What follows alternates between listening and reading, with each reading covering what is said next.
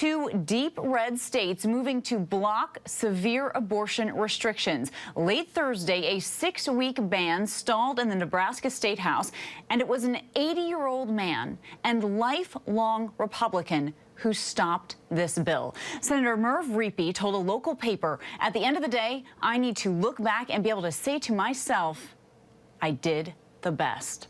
Well, in South Carolina, women helped block a proposed near-total abortion ban. The state's 5 female senators, 3 Republicans and 2 Democrats, gave fiery speeches on the floor.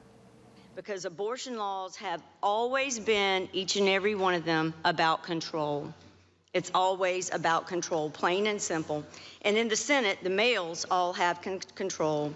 We, the women, have not asked for, as the senator from Orangeburg pointed out yesterday, nor do we want your protection. We don't need it.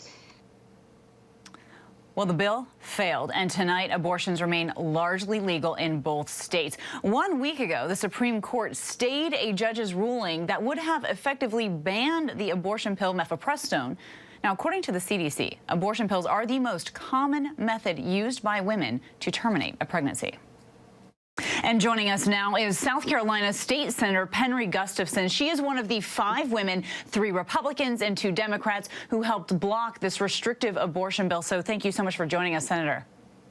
Oh, and thank you for inviting me.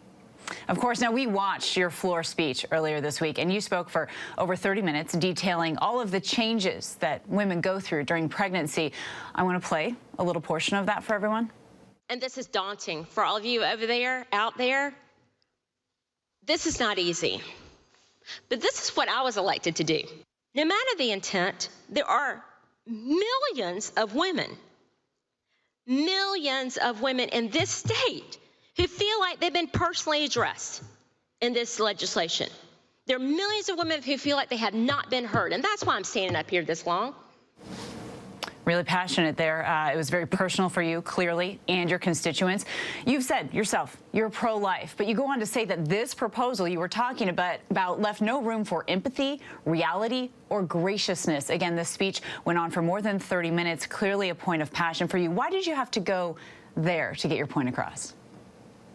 Well, I'll tell you, first of all, as far as this bill is concerned, the number one consideration before any of that is, would this bill pass muster with the South Carolina Supreme Court? And the Supreme Court did not uphold our original S1 heartbeat bill. So we have changed the language, and we presented a better bill from the Senate, and that meets all those constitutional issues. We do not think it would hold up to the South Carolina Supreme Court, so that's why we rejected it. And of course, we brought it on home with all the other information that had been, frankly, left out of the conversation for a long time. Absolutely. And what are you hearing now from your constituents after this? Well, I've been kind of busy since yesterday. I bet. I have overwhelmingly in South Carolina, over 70%, this is according to every poll I have seen, overwhelmingly, the South Carolina constituents, we support restrictions on abortion. We do. We want those things. Nobody wants a total abortion ban. And when I say nobody, I'm talking about the majority. But at the same time, you know, I live in rural South Carolina, and that's who I represent, 115,000 people. And I have some very good people I respect and love who are for an abortion ban. I've heard from them, and I've listened. And I've heard from many, many people who have reached out and thanked me, congratulated me. This isn't a point of joy for me. This is really tough. But like I said in the video, it's the job I signed on to do. And well, let's dive into that for a little bit, right? So this is one of several times that this near total abortion ban has failed in the state Senate since the Supreme Court overturned Roe versus Wade. And you say the House keeps bringing you, the Senate, they keep bringing these bills that won't pass. Yet. That is correct. We've had, I think we've had 6 or 7 votes on the record from the South Carolina State Senate showing that there's not enough support to pass an all-abortion ban. The votes are not there. And so they keep doing that, as you mentioned. And I don't mean to cut you off, but I want to get into the fact that, as you pointed out, the Senate currently passed a 6-week abortion ban. It is sitting in the House right now. Do you think that you'll get a response from the House on that before the legislative session ends on May 11th? I hope and pray we do. We have too many abortions in our state. It is an awful thing. They need to be restricted. And at this point, the only thing that can do that between now and January is the South Carolina House taking up the Senate bill, which is sitting over there. We have 6 more days of session, and that's it, the next 2 weeks.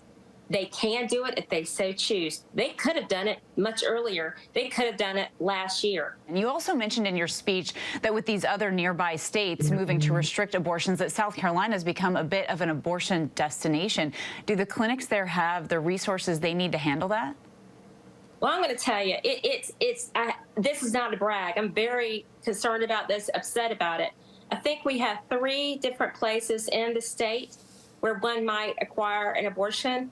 And from the latest numbers that we have received, we're tracking about 12,000 abortions for the year now. Our abortion numbers are up where they were in the 1990s. And that's shameful. So, yes, over half of the people currently, right now, coming to our state for an abortion, they're from out of state. Over half. And we just don't want to... We've got to stop that. We've got to put these restrictions that need some restrictions. All of us, Democrats, Republicans, we agree about that. But we haven't come to a consensus about exactly where those weeks lie. Your passion is clear, as is your hard work. Senator, thank you so much for your time tonight. And thank you so much. God bless you. And just thank you again for the time and the opportunity. Of course. Hi, everyone. George Stephanopoulos here. Thanks for checking out the ABC News YouTube channel. If you'd like to get more videos, show highlights, and watch live event coverage, click on the right over here to subscribe to our channel. And don't forget to download the ABC News app for breaking news alerts. Thanks for watching.